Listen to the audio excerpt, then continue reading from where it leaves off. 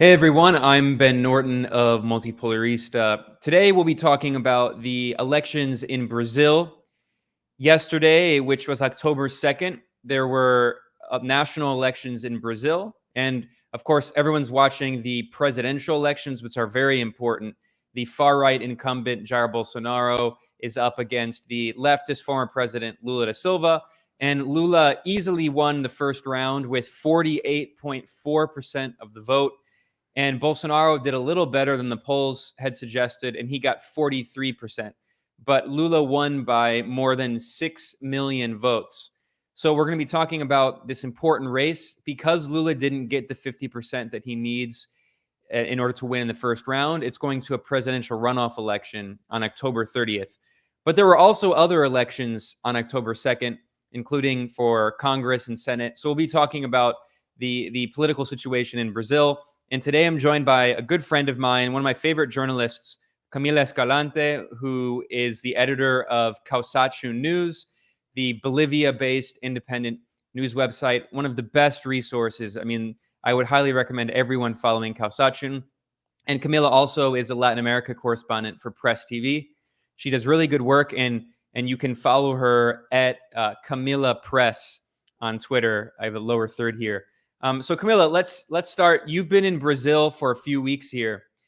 Can you talk about the situation on the ground in the lead up to the presidential election? And then what was the response that you saw last night? Oh, looks like she may have frozen here.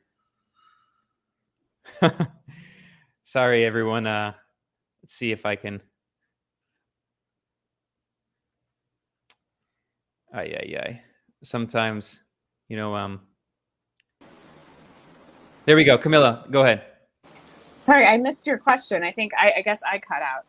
Yeah, so you've been in Brazil for a few weeks. Can you talk about the situation on the ground and the lead up to the vote, what you saw, and how has the response been since last night on the election to the victory of Lula and Bolsonaro doing a little better than the polls had suggested?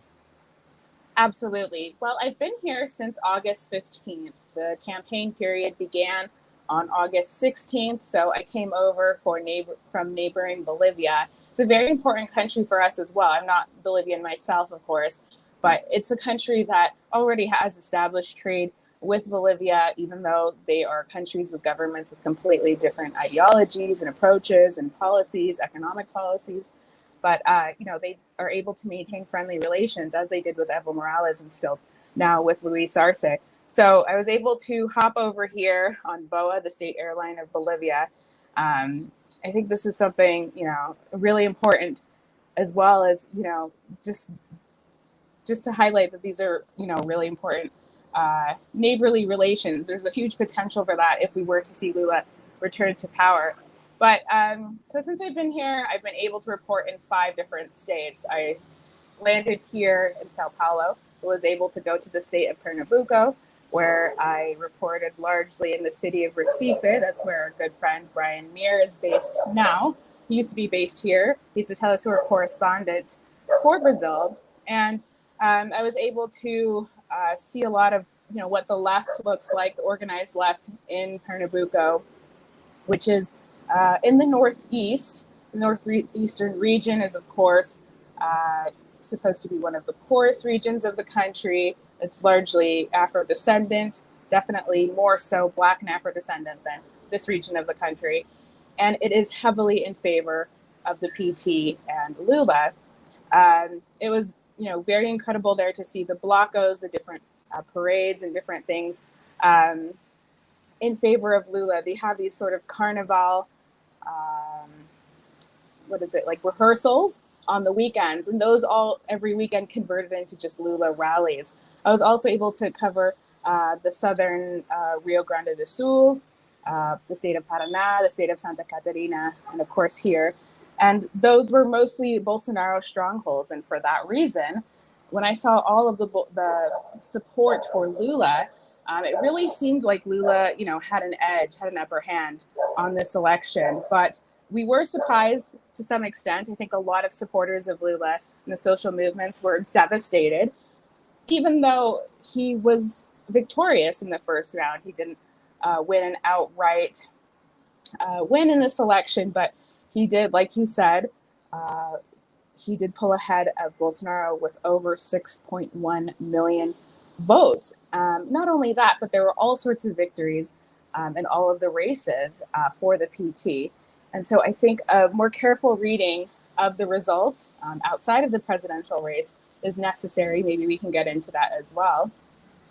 But, what some analysts have said today is that what Bolsonaro actually picked up last night was largely what Ciro had been polling at. Ciro Gomez has tried to frame himself as some sort of left alternative candidate to Lula.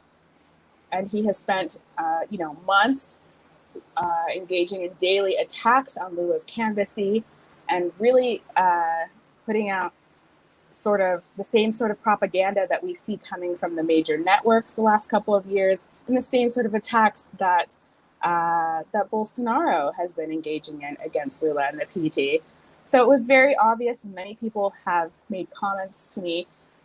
Many people firmly believe, it's not just some sort of rumor or conspiracy theory, but a lot of people think that Bolsonaro and Ciro Gomez were actually formally working together during this campaign to try to nudge out Lula, and that Ciro Gomez had been given so much attention by the major networks over the course of this campaign for so many months, of course, in all the debates, but also just in general, his press conferences and everything else have been covered. And he's basically just been there to spread this anti-Lula propaganda.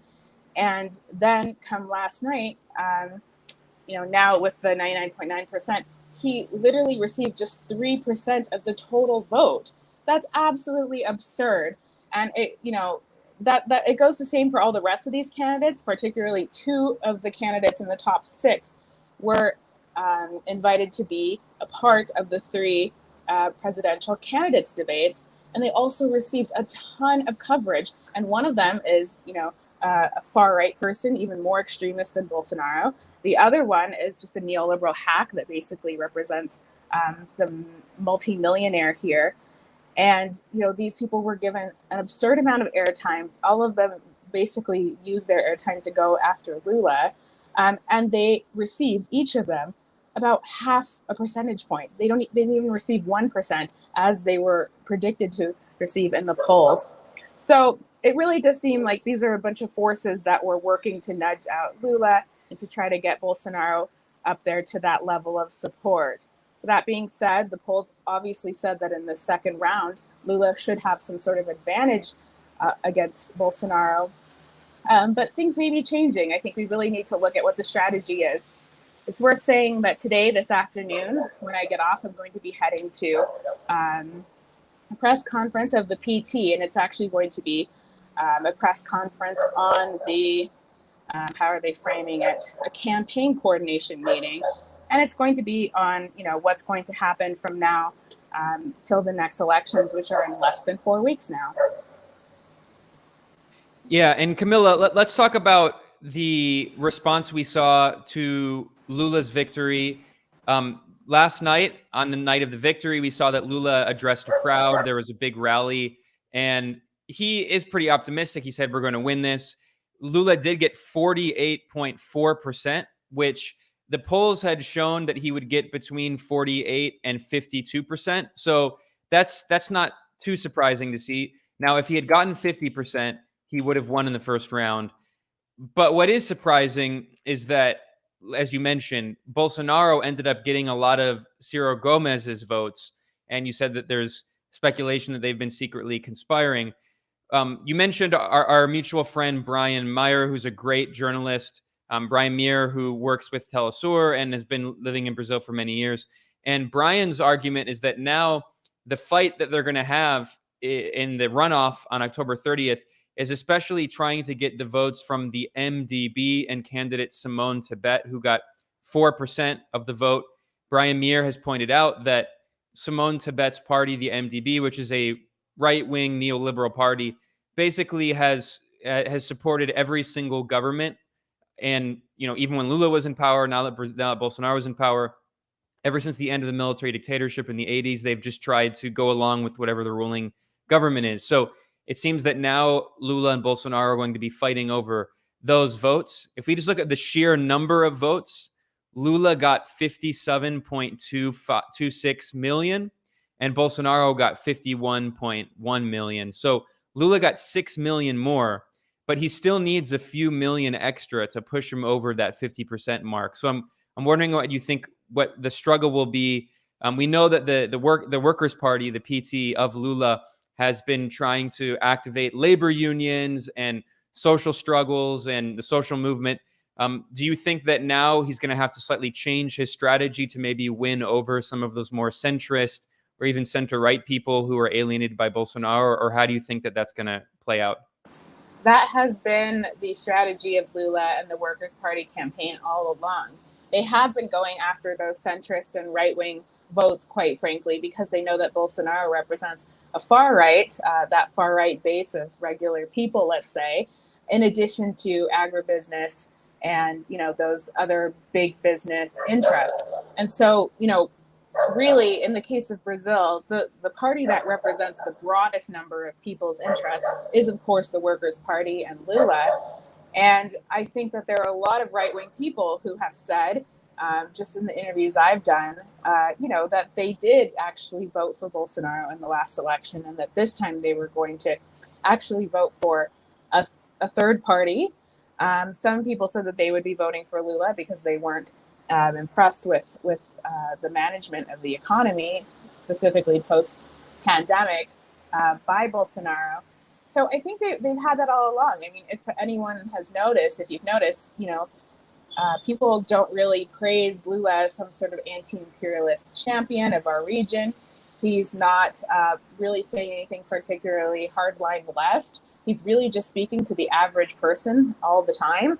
And it really resonates with people. So the strategy is working, but maybe, they didn't get as far as they would have wanted to in this first round. So that being said, yes, they are going to be speaking, having talks probably last night, this morning. Probably the first thing they did was, try to coordinate those meetings with Simone Tebet and Ciro Gomez to see if they'll actually back Lula in this round. Certainly, they might have a better chance with Simone Tebet if we are to speculate that Ciro Gomez is in any way working with Bolsonaro. Simone Tebet, I mean, I didn't know anything about her previously, only that on the debates, it's very clear that she doesn't have any actual proposals or program or vision for the country, something that's extremely important right now. She just is a woman, and that's what she wants everyone to kind of follow her on her liberal feminism campaign. And so I do believe that Lula has a very good chance there. The sort of like infrastructure of the PT has been, and of Lula, has been very impressive. He just has a very big team of strategists and lawyers. This is just like an unprecedented election in its size, just obviously because of the size of the country, also because we're talking about a country where it's the vote is required, it's mandatory, although there were about 20% of people who didn't participate. And so, the machinery is huge. This is also his, he's already run for president previously. They got Dilma elected. And so I actually believe to some extent in the machinery of the PT to sort of look for those votes. It's very difficult to,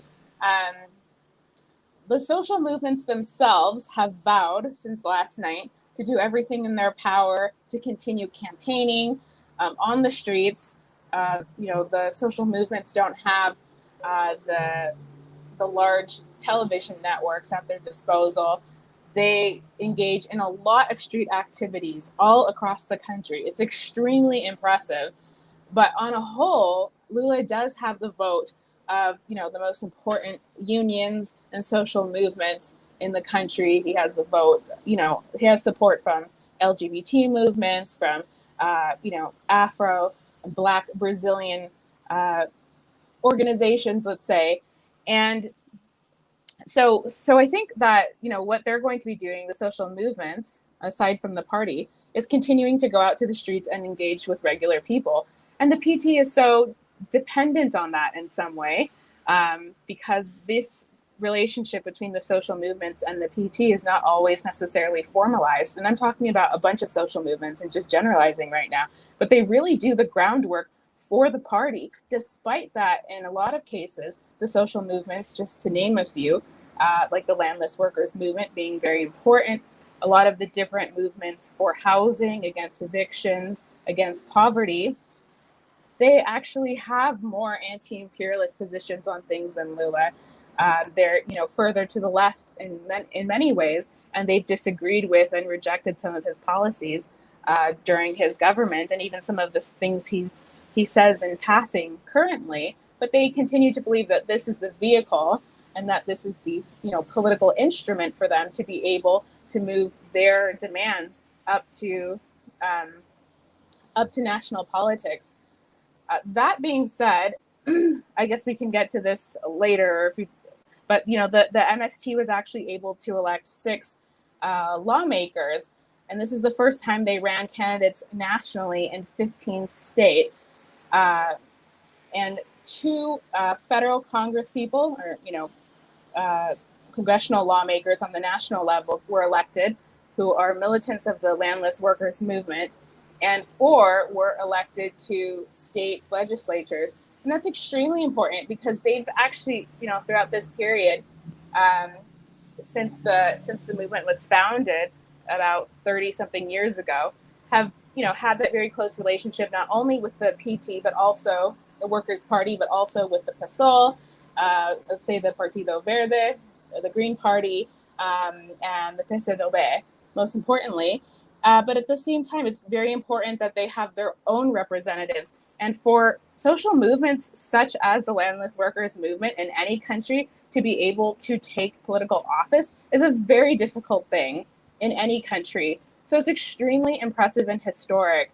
And so I was able to attend the launch of Rosa Amorin's campaign in Recife and Pernambuco, and she won there. And she's actually not just any person. It's not just any militant of the landless workers movement, but she's the daughter of one of the coordinators of the national direction of the movement, and someone who is very well known within sort of these land movements, let's say like the Via Campesina, not only in Latin America but around the world. So it's people with extremely important positions, both for domestic policy here in Brazil, but also that have a very important perspective on the world and how Brazil should participate in the world.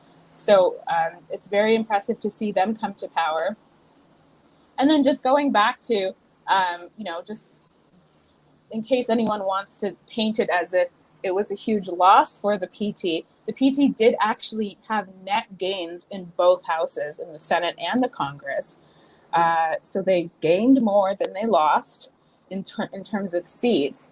And as well, if you look at the map with all the colors, where it shows all of the seats, and you just see a sea of blue that's supposed to represent Bolsonaro's candidates who were elected to the Congress. It's actually, not really representative of how the Congress works, because the PT doesn't just operate alone in the Congress. They're part of a formal bloc.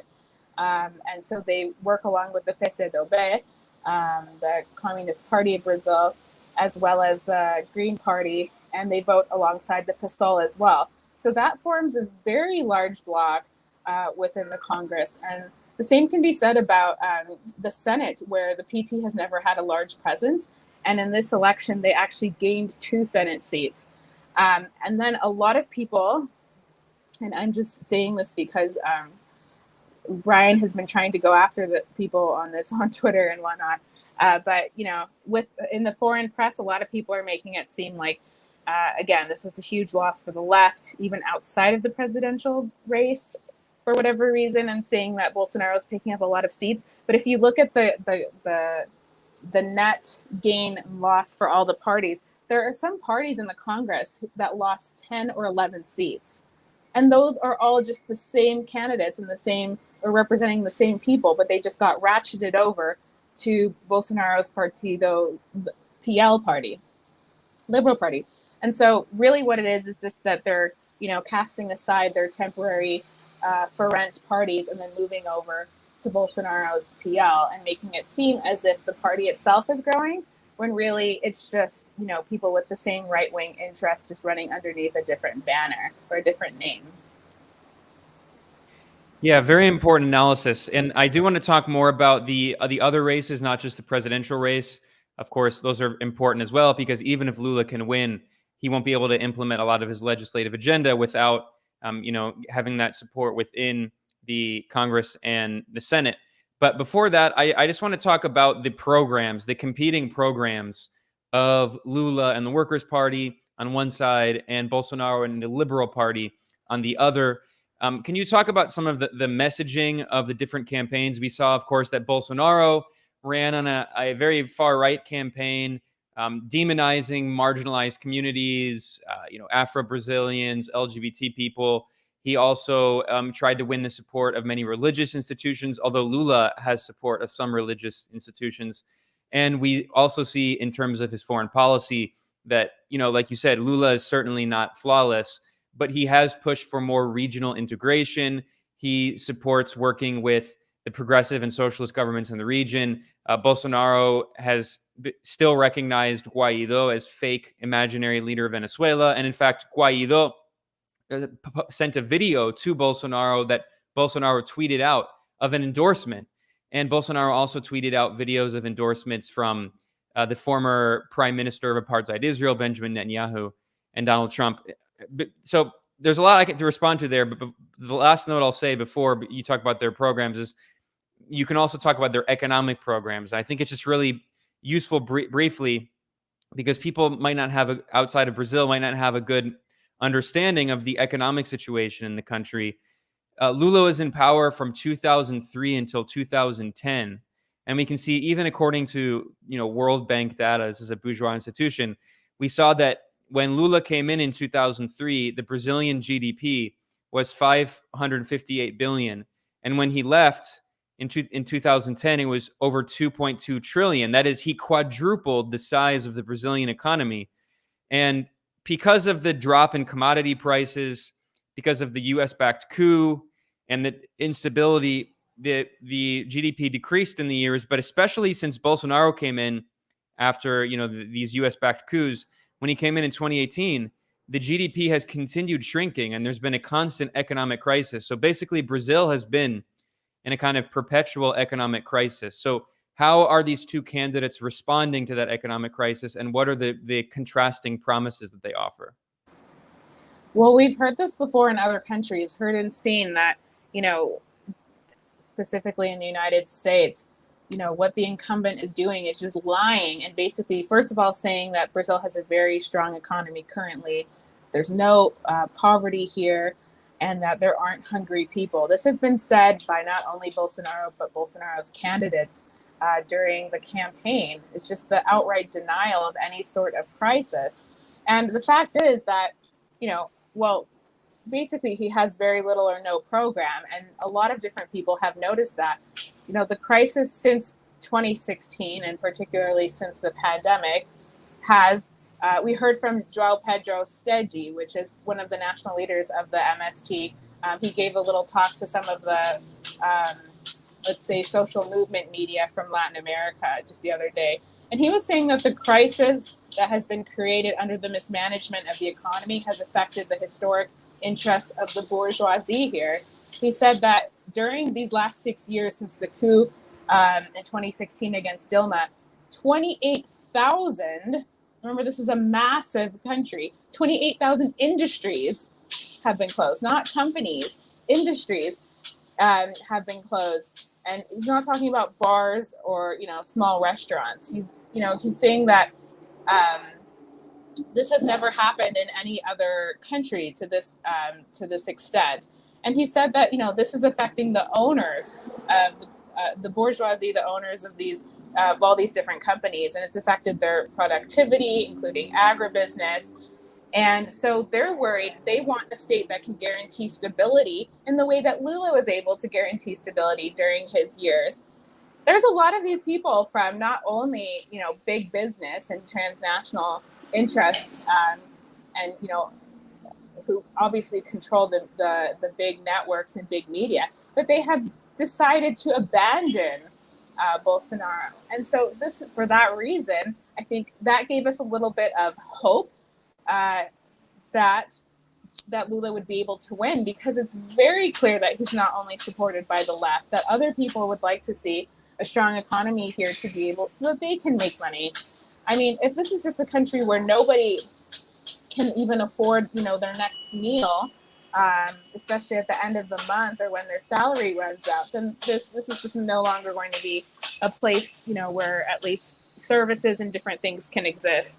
And so, like you said, the complete opposite is true for Lula. People are remembering, and the campaign is reminding them, how good everything was during the Lula years, that they had stocked refrigerators, that they were able to dress better, that they were able to travel, that they were able to have leisure time and earn a better salary on a less precarious basis. It's also at the same time that during these 6 years specifically, since the coup against Dilma, has also been the arrival of the gig economy as we know it now, and the Uberization of the economy. And people are really angry about that. There's so many people in this country who work in the gig economy. I know that's true everywhere, and I'm sure people in the United States can relate.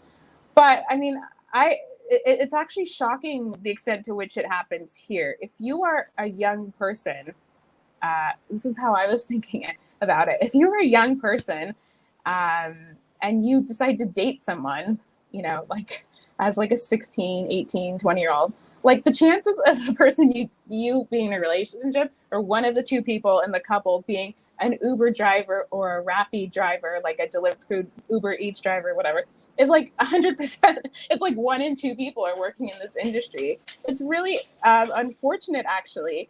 And as well, the salaries have gone down. There has been no rise to the minimum wage, to keep up with inflation and everything. And so people are working full-time jobs Monday to Friday, and also, if that's available, and then also working in the gig economy on top of that. And people don't like that, and they know that it's wrong.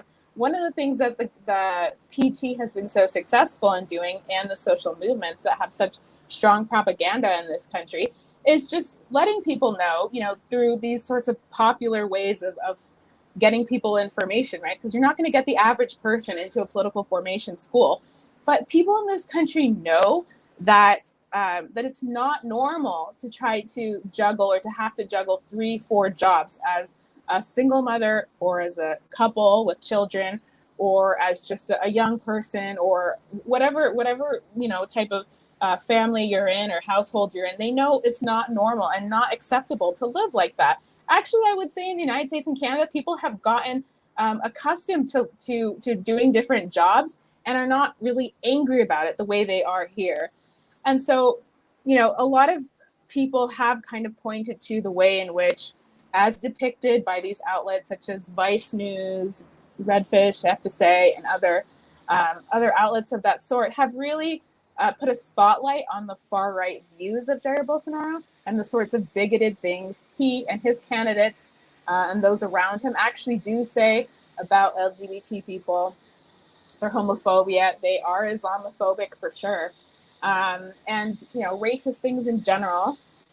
But this election hasn't been about that. It really has been about meeting people's very basic economic needs. There is some sort of like background or on the side culture war going on, I'm sure, just like in the United States, where people are kind of fighting over things that are not the most necessary. But on a whole, I would say a lot of the success of Lula, especially in overcoming all of the disinformation in the media, has been that people realize that things will, they believe, they've been made to believe that things will be immediately better if Lula returns to power. And so that's what they want to see. They believe that, given everything we've seen in the last 6 years, that Bolsonaro has absolutely no economic program and no vision for the country, and that when Lula comes back, he's going to automatically start fortifying those relationships with other countries, strengthening trade, revitalizing Brazilian industries. They're on board with him, nationalizing everything or renationalizing everything that has been privatized.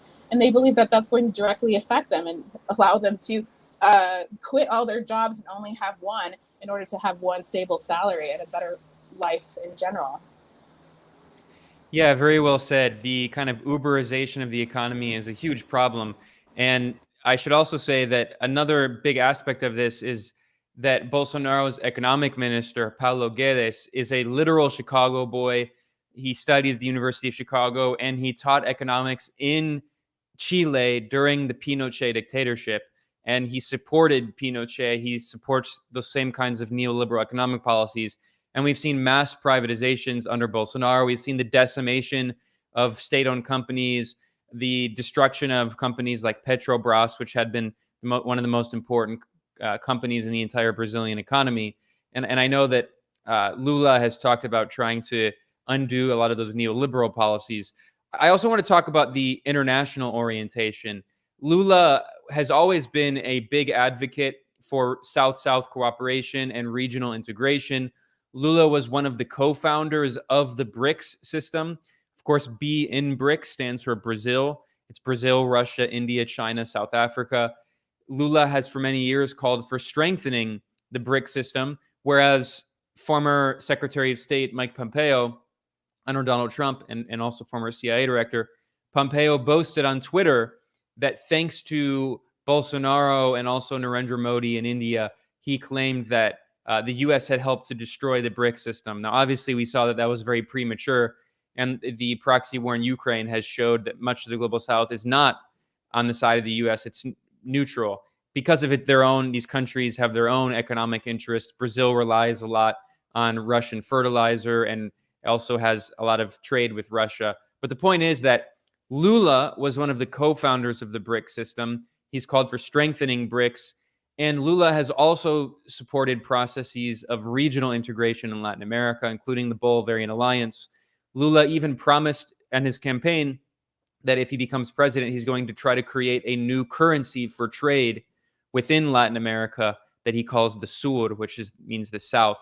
So I'm wondering if you could talk about the international alignment of these candidates. Of course, we've seen that Bolsonaro has been the most obsequiously pro-U.S. leader in Brazil since the military dictatorship. And Lula, although he certainly has, there's certainly criticisms, he certainly has a more independent foreign policy. How are people in Brazil talking about their differences in international approaches? Well, again, we heard from some of the national leaders. I'm actually losing my voice from so many from speaking so much, but we heard from the national leadership of the MST, and what they said is that Lula has never, again, painted himself explicitly as an anti-imperialist, although there are a lot of things he does in terms of the protection of Brazilian sovereignty. I mean, for example, nationalizing industries, strengthening state industries, investing in industries. And so, but they've also said that his first priority, as he said since the very beginning of this campaign, is that he's going to strengthen the BRICS and put a lot of force into it and transform it into a great economic and political bloc, with Brazil taking a huge leadership position not only in that but also in Mercosur. I think he said something about Mercosur expanding, and so I don't know if he's actually said anything about ALBA. I'm not sure what that's in reference to, but I think that would be great. But it's difficult to say because he made those comments about the South American currency prior to the actual launch of the election, and he hasn't said anything since that I can tell. But so it wouldn't. I'm not sure that it's something so certain, and that it's more likely for there to be some sort of global South currency that isn't out of Latin America specifically. But just in general, in terms of his relations with other countries, he has been asked on several occasions during these sorts of press conferences with the foreign media, national media, that he thinks it's very important that what we're seeing right now with the environment and the fires, specifically in the northern region, the north western region of the country here in Brazil, that they are not just fires within Brazil, that they have a shared border with Venezuela, with Bolivia, and several other countries, and that these are, these sort of climate and environmental issues are things that are going to have to be done all together with the neighbors, and it's going to be very important to mend those relationships, which he considers to have been destroyed under Bolsonaro. He even thinks that Bolsonaro has destroyed relationships with not only the neighbors and sort of left-leaning governments of other countries, but also with, the imperialist powers. Lula wants to have, better and be more respected among European countries, among the EU, Canada, and the United States. He has said that. He thinks that the European Union is sort of a bloc that Mercosur and South America should aspire to be like. And so that's something that he wants to try to recover, is those sorts of relationships. But also he wants, he just like is the theme throughout Latin America right now, alongside Alberto Fernandez and AMLO. He wants to strengthen unity within Latin America, and he believes that that can only be done by speaking with all countries. And so I believe that he's not able to say it, but that he would really try to mend the relationship with Brazil and Brazil's relationship with Venezuela, and that is one of his priorities. And there's been a distinction made, by the analysts of the social movements, because this is a country where the social movements are so big that they have analysts. But, and the sort of PT-aligned analysts have said that there's just a huge difference. And this is what the sort of gringo public have stated so many times. They're always commenting on this. But of course, there is a very big and, important distinction to be made by the PT, the Workers' Party, as a party, and the Lula government and the Dilma government. There are limits to what can be done as a government when you have to work with the Congress and you have to work with all these different parties. There's some serious constraints, and it's very difficult for a massive leftist force or any leftist force to come into power in Latin America. And if you don't behave the way you're supposed to, then you get taken out. We just saw that 3 years ago in Bolivia. But we see, even center-left governments being threatened all the time, particularly right now in Argentina. I mean, it was from the outset that was taking place in Peru. It didn't even have a chance at being a leftist government. So I think he's had to tread a very, he's had to be very careful.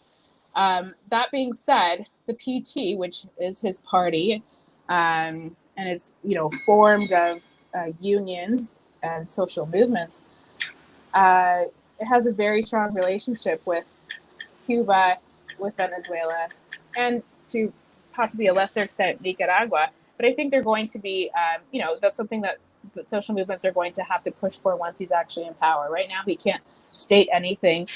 What he's been saying during the campaign in terms of, what his proposals are for a lot of these things is very bare bones. It is very basic because he knows he doesn't have to go into it. People already like him. People already decided that everything that came out the last 2 years was fake news, and they just want improved living conditions, more opportunities, and less poverty in this country.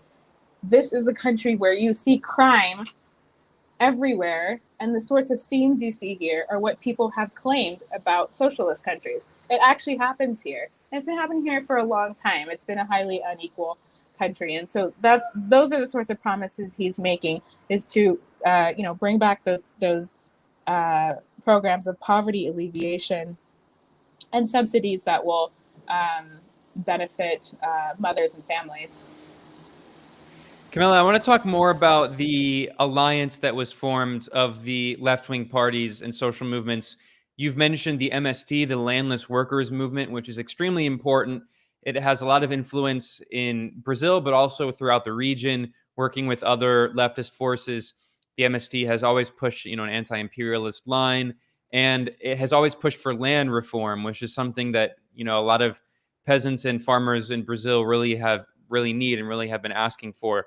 The MST has been organizing on the ground, and also you have a somewhat broad left-wing coalition that they call Brazil of Hope, and that includes the Workers' Party, the Communist Party of Brazil, and the Green Party.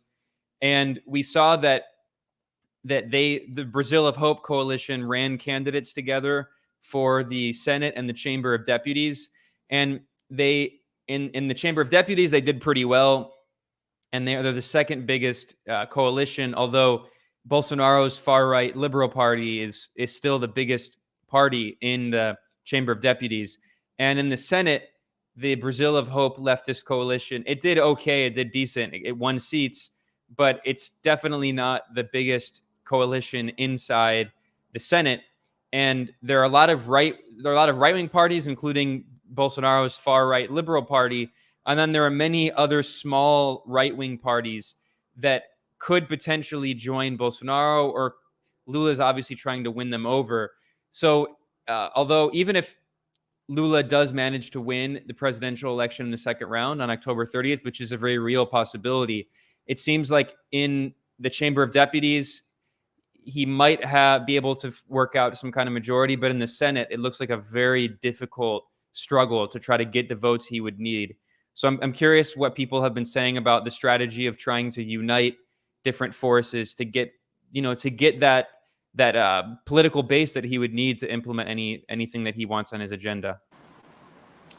I think like that sort of that strategizing, campaigning is going to be ongoing for Lula. He's going to have to continue to reach out to these different right-wing parties, even when he comes to power, when he gets back to the government, because it is going to be very difficult. Like you said, this like in the Congress, the PT is only gaining back these seats that were lost. That's bringing them back to the level of representation they had in the Congress during 2014, during Dilma Rousseff's government. And so I think it will be very challenging. Hopefully it's something I'll have to ask Brian about that. I'm not really too sure like what the strategy is going to be, but yeah, I mean, as far as the different political forces, I mean, as it is, it's somewhat of a success, I would say, that he was able to get these 10 parties together to back him and formally endorse him in his presidential run. Isn't the most formal of endorsements. They put out a document together about what their vision is for the country. The leadership of these parties have actually been on stage with him at all of his events in the different states. And then the most important political leaders of these various parties who ran for the presidency in the 2018 election this year, because it was already decided that they would be a coalition, didn't even run a candidate at all. So it wasn't like there were multiple leftist candidates. They all from the outset said that we need to get Lula back into the government. So you saw Manuela Davila from Porto Alegre, who was the leader and the candidate in 2018 for the PCdoB, running with Lula, supporting Lula from the outset, bringing all of her, supporters on board from the very beginning. The same with Guillermo Boulos, who was the most elected or the most voted person for Congress in the state of Sao Paulo. Again, a Bolsonaro stronghold that is electing a PSOL, a leftist progressive candidate, even though it's supposed to be a right-wing state. So he was the presidential candidate for the PSOL in 2018 when Lula wasn't able to run. So that means that you just have people with fairly large platforms. These are not just like whatever parties. All of these parties, and particularly as well the party of his vice presidential candidate, Gerardo Alckmin, all of them have their own support base. They're not just like fringe parties, and all of them are elected to office, both as on the state legislature level and to the federal Congress. And also in municipal level, which is very important as well. Extremely important because this is a country where the cities are so large that we're talking about here, 12 million in like the main Sao Paulo. So a city council position is not nothing. So, these are very well-established parties. They're not just like, random fringe communist parties that have been backing him. And what he has said when he's been asked when he has been asked by the press at press conferences how he's going to bring together different parties and be able to manage them when he comes to power, he said, it's something we're already doing right now. I've managed to get all these parties together, 10 parties, all of which are significant. And he's already going to have to bring these different people into his government, give some of them some positions within the ministries, and everything that he's planning to do. He's obviously made these promises to open new ministries, the Ministry of Culture, Ministry of Women, and so forth. And so he's going to be including all of these different people, some of which have, quite frankly, more right-wing positions. And so they're going to, that itself is a bit of a compromise that he's going to have to manage. But the fact that he's been able to do that and get all these endorsements, he's not only being endorsed by these intellectuals and academics and artists, singers, rappers, and social media influencers, but actually people from the business sector. Last week, I guess a week ago on Tuesday, he dined with 100 businessmen.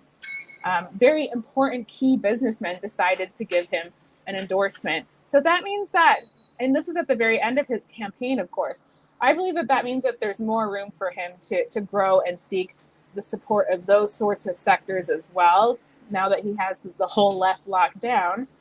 And then the other thing that people have pointed to, including Petra Costas, I don't know if you know who she is, but she's the director of The Edge of Democracy, a documentary on Netflix about Brazil.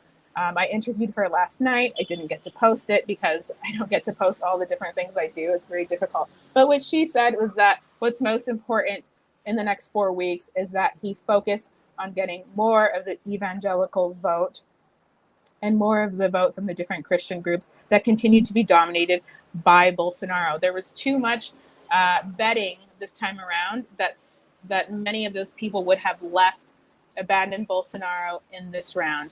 But what we ended up seeing was that all the people who voted for him in 2018 voted for him again this time. And the indication that people were abandoning him was all due to those surveys. Those voter intention surveys actually asked, about people's religion. And what they were showing was that Lula is beginning to peel away some of those evangelical voters, but it wasn't enough. And so what she was saying is that the campaign didn't strategize enough about that. And in fact, on the final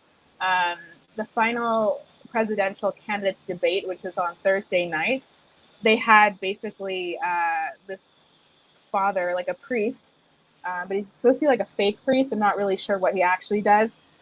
Basically, they're just to make Lula look anti-Christian and to look as if he was, attacking a Christian leader, because they know people are very sensitive to that. So we might see a little bit of that in the next few weeks, is going after those Christian or religious groups. Yeah, I'm glad you brought up the role of religion. I know that's very important. And there is this stereotype that the evangelicals in Brazil all support Bolsonaro. But as you said, I mean, Lula has won over a lot of religious elements. And it's not simple enough to say that evangelicals are with Bolsonaro. It's a battle that's going on, a political battle. I also want to talk about the role of the media, Camila. How has the media response been in Brazil? We know that back in the 2018 election, in which the U.S. government backed a kind of soft coup that removed Lula from the race. He was leading in all the polls.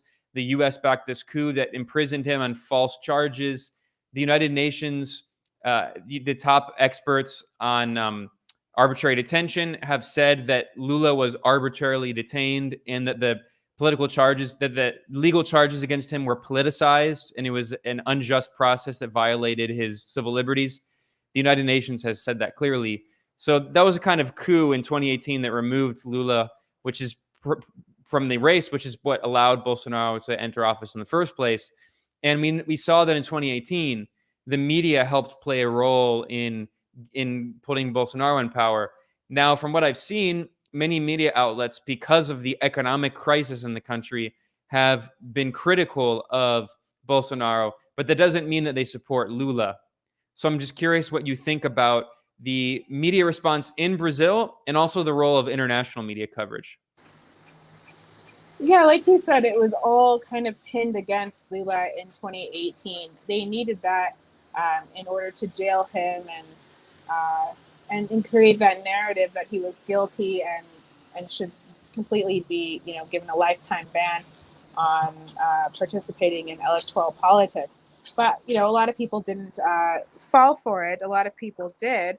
Just last night and throughout this coverage, I've noticed that it is the case that the media has been a little bit more neutral. Bolsonaro and his supporters claim to everybody all the time that the media is Lulista, that it's pro Lula and pitted against Bolsonaro. That's absolutely absurd, especially when you see who the anchors are at some of these major networks, such as Globo.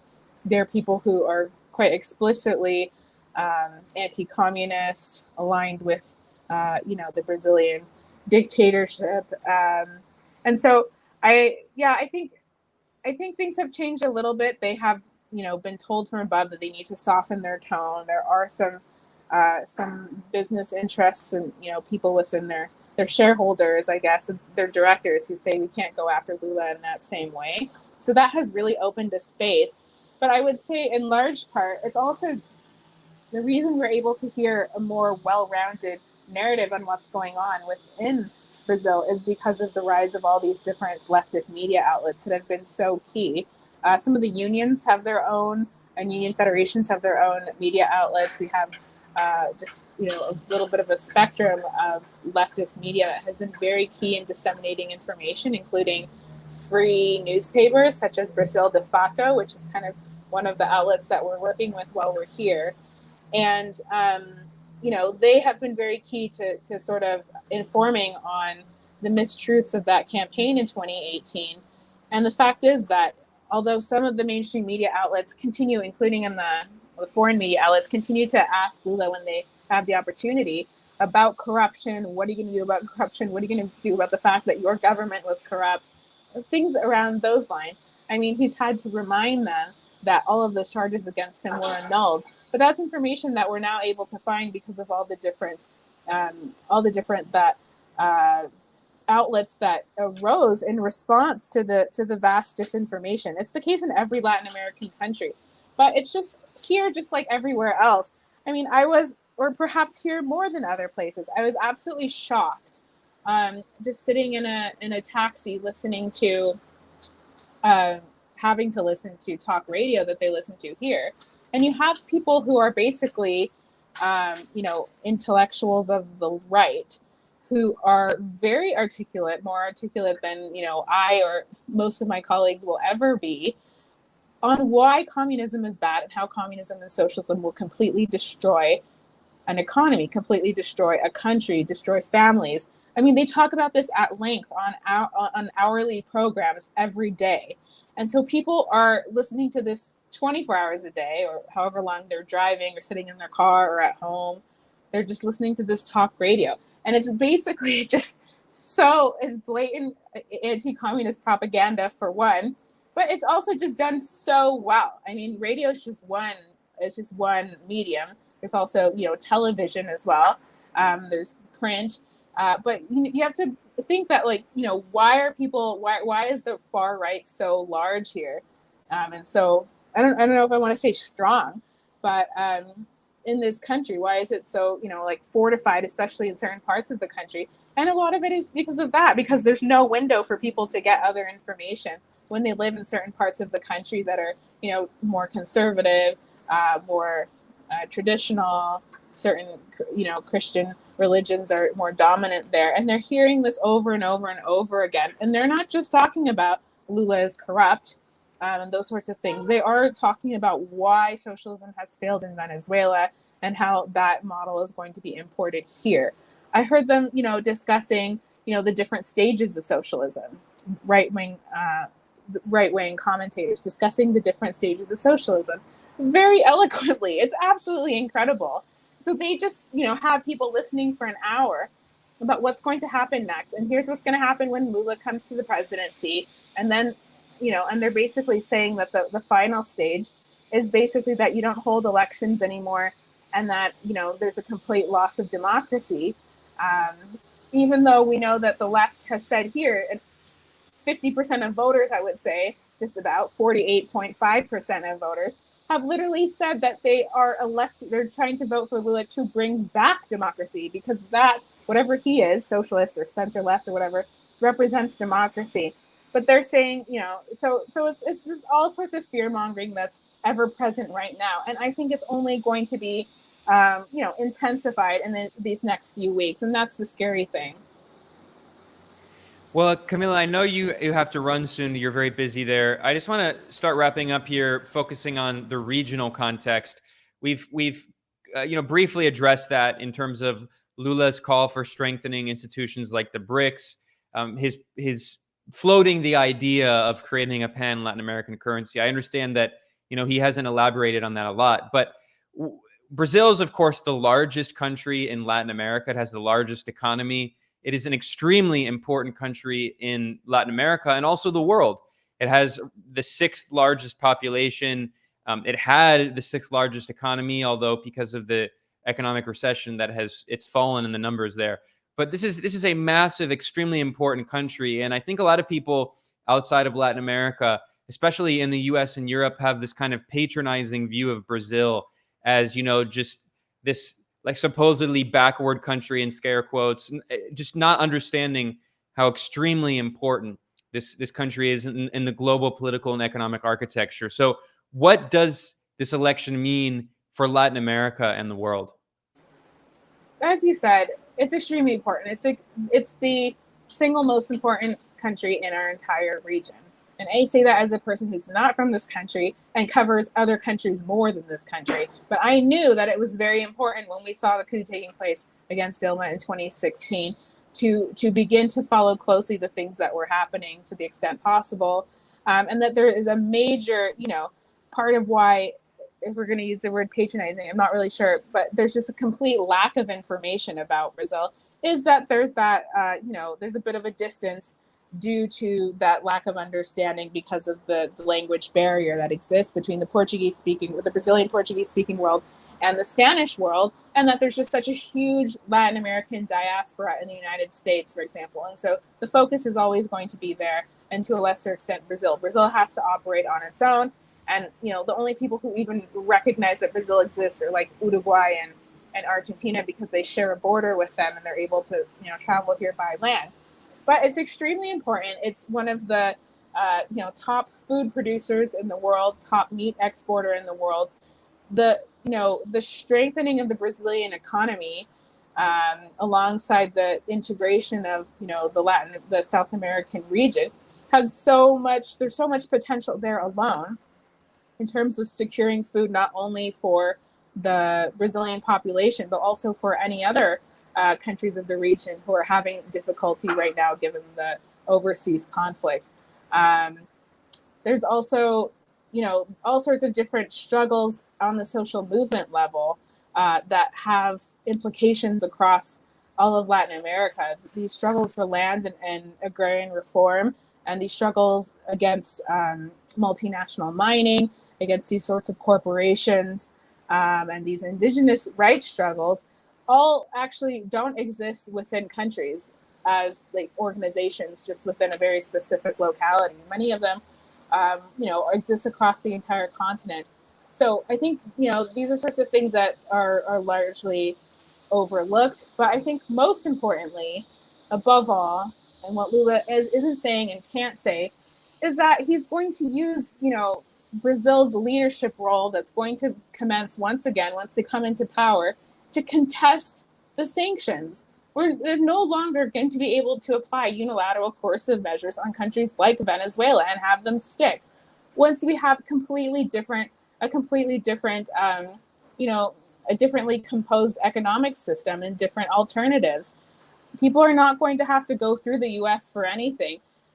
It goes back to, the one thing that really interests me is like the state airlines. We need to form ways of communicating with each other South-South cooperation that doesn't have to go through the global North as an intermediary. We need to be able to travel to Africa, strengthen relationships with China, but of course, first within our own region, that includes the Caribbean. And I think that Brazil has to be a leader in that. People don't understand how huge this is. We're talking about a country of 215 million people. I live in a country, and I've lived in another country, 2 countries, that only have 11 million people in them. So this is just absolutely massive. The city I'm in is larger than the country I live in. So it has a potential to be a huge economic engine for our entire continent. And, I really believe that, mending those relations, the way in which Gustavo Petro is with Venezuela, is the path that Lula could potentially follow. He hasn't. Okay, looks like we lost Camila there. I'm going to see if I can get her back here. Sorry, sometimes just have a few technical issues with these live streams because Camila is joining us live from Sao Paulo. I'm going to see if I can get her back. But yeah, I mean, let me see here.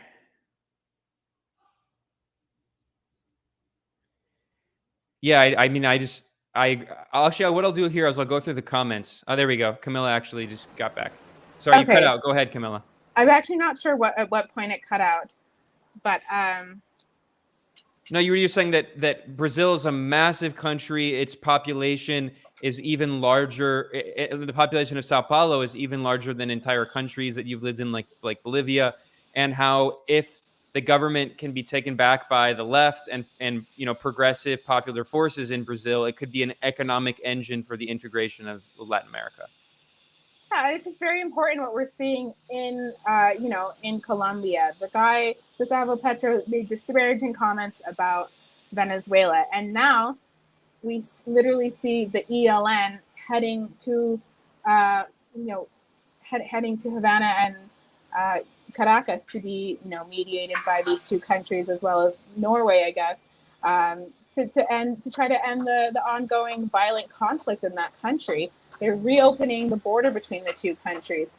Bolsonaro was part of the plot to try to take out their democratically elected government and install a false leader. And he also sent arms and help to Janine Áñez during the coup. So we're going to see a completely different scenario with a very powerful country if they're able to take back power. I just think that if the United States, just to make another comparison, were to have an opportunity to elect someone like Jill Stein as president, you might not believe that you might personally have some disagreements with Jill Stein of the Green Party and believe that she's not a hardline leftist candidate, that she's not the best anti-imperialist to represent me. But you would take the opportunity, surely, and put her in power, as opposed to any of the candidates of the Democratic Party and the Republicans. It would have an immense impact on the entire world immediately, and that's what we're looking at here. And so all the different forces of the region, the different neighboring governments, have to be silent on this because they too are constantly under the attack, being watched by the media, and they can't go too far because they'll be accused of intervening in the sovereign process of this country and these elections. But everyone is cheering on Lula in this election. Certainly Danielle Ortega, believe it or not. I'm sure Lula has said many disparaging comments about who is truly my leader, the Sandinista government. But just the same, they know the immense impact it'll have if they're able to return to power at this time. Yeah, and we've seen that in a pleasant surprise, Gustavo Petro in Colombia during his campaign, he made a lot of ridiculous, objectionable comments about Venezuela and Nicaragua. But since entering office, he's actually had a much better foreign policy. He's restored diplomatic relations with Venezuela. He's refused to condemn Nicaragua at the OAS. So the situation does seem to be turning back toward the left in the region with forces of regional integration. The last question I'll leave with here, Camila, is I'm wondering what you think people should be keeping their eye on in the upcoming weeks leading to October 30th with the runoff.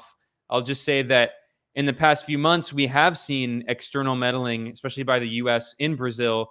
And our friends at BrazilWire.com, where Brian Meir is an editor, and our friend Natalia Urban published an article back in May about the third in command of the US State Department, Victoria Nuland, who is a main architect of coups. She helped organize the coup in Ukraine in 2014 that created the war that we see now. She visited Brazil and had a series of meetings. So there certainly are concerns about foreign meddling. And, you talked about the constant media attacks. What should people keep their eyes on as the runoff comes up on October 30th? Yeah, I think we're entering very dangerous territory. There's just more potential for meddling now in the second round. And of course, hopefully there are just as many eyes on the second round as there were on the first, because so many people came, literally hundreds, if not thousands of foreign journalists came to cover this first round of the election. And now, now the second round is going to be even more, it's going to be tighter. And so I believe that we really need to look at the statements of Bolsonaro, but the first, statement that came out last night was from Anthony Blinken, congratulating, Brazil and Brazilian people on this process. They're watching very closely. They're continuing to strengthen that sort of military cooperation. The Southcom continues to hold all of its drills here on, Brazilian territory, both with, those sort of binational drills, but also with other neighboring countries like Guyana. And those other sort of, puppet governments are always cooperating to the extent possible with the United States. And they're doing that here. They were doing it on Independence Day, which is September 7th. They had drills in Rio at the same time as Bolsonaro was having his ultra-fascist events that had a ton of people. Quite, very, very large showing. That was actually quite scary, both in Brasilia and Rio. And so, I think that's going to continue to the very last day. We've seen this in every country that, this is a little bit outside of the purely political. It is like on a military level. They try to just frame it as security cooperation, anti-drugs, anti-narcotics, maintaining peace or whatever. But they do until the very last day Bolsonaro is in power. They're going to continue showing up with shipments of SUVs and helicopters. That's what the United States does. They just send gifts and they equip, these highly militarized countries with even more weapons. And so they're not, I think that they're willing to work with Lula, and they will if they have to. And they have a whole plan for that. And they have people right now who are trying to enter Lula's government when he comes to power. Surely they're looking for ways of how to coexist with a Lula presidency. But at the same time, it's not their preferred route. They would prefer to have, and work with Bolsonaro, even though Bolsonaro has kind of tarnished his relationship with the United States ever since Biden. So I think, we need to figure out what's going on. I need to figure out what's going on today, what the strategy is going to look like, if things are going to change, what Lula's going to focus on. Perhaps Lula's not going to be doing so many rallies on a daily basis from now till the end of the month. Perhaps he'll be doing more secret meetings where we won't really know what's going on, but to try to get those right-wing sectors. And so, I don't know, I'll let you know when I find out, but I think it's an extremely important and sensitive time.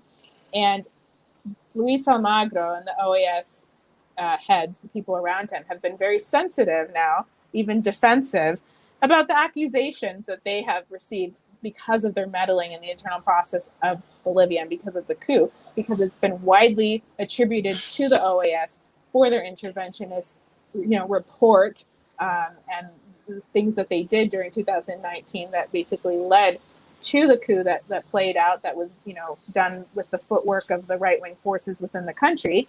But they're really angry about the way in which now the OAS is being discredited by the Caribbean countries have denounced them. They've been denounced by MO and Alberto Fernandez above all.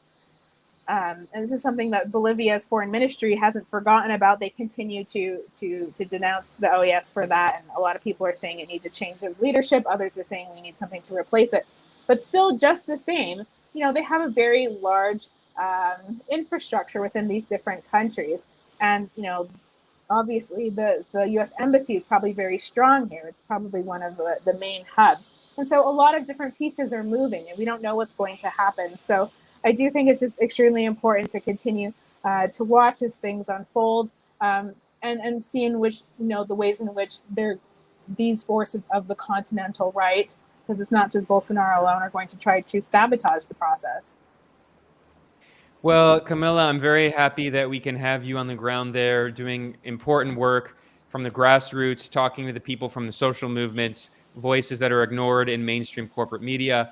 I would recommend that everyone goes to Twitter and they should follow Camila at Camila Press. And also, she's doing important work at Press TV, and you can find her work there. Unfortunately, because of U.S. government pressured censorship, it's very hard to find some of Press TV's materials on Western social media platforms. But you can also find her work at Causation News, which is just an indispensable resource, one of the best independent media outlets reporting on Latin America and the Caribbean. Camila, do you want to plug anything before you wrap up? Well, I guess our new thing on Causation News is our podcast weekly, which is Latin America Review. We kind of started it like when I was here in Brazil. So it's been, we're just getting it off the ground, but we think it's really important because we're not really interviewing Latin American experts or Latin Americans in the diaspora. We're interviewing Latin Americans who live in Latin America. We do think that there's a distinction to be made there. And, we have had and will continue to have really fascinating guests saying things that, we don't necessarily hear in other alternative outlets. But we're also, it is really important that we continue to receive support on Patreon, because a lot of the work we do has been purely voluntary, and we aren't some sort of 24-hour news outlet, because we don't have a lot of resources, and in fact, we do a lot of side work. That's why you'll see our names popping up in all sorts of places. And it's not just because we want to get our names out there. It's actually because in order to survive, we have to do things, as I'm sure you know, Ben, and many others who do alternative media. We have to do a lot of articles and things like that for very small amounts of money. But so definitely support our Patreon if you can. And if you do so, you'll be able to hear all of our podcast episodes, previous and the forthcoming ones. We have some really interesting ones on there, and we'll probably do another Brazil episode from someone with a guest from the PT, the Workers' Party, this week. Great. Well, yeah, people can go to patreon.com/Causation News to support their very important work, to support Camila. I want to thank everyone who joined. We had a pretty good response. And of course, this episode will be available as a podcast later as well. I want to thank Camila and thank everyone who commented and the super chats. And I will be back in a few days with more coverage. Thanks a lot. Thank you.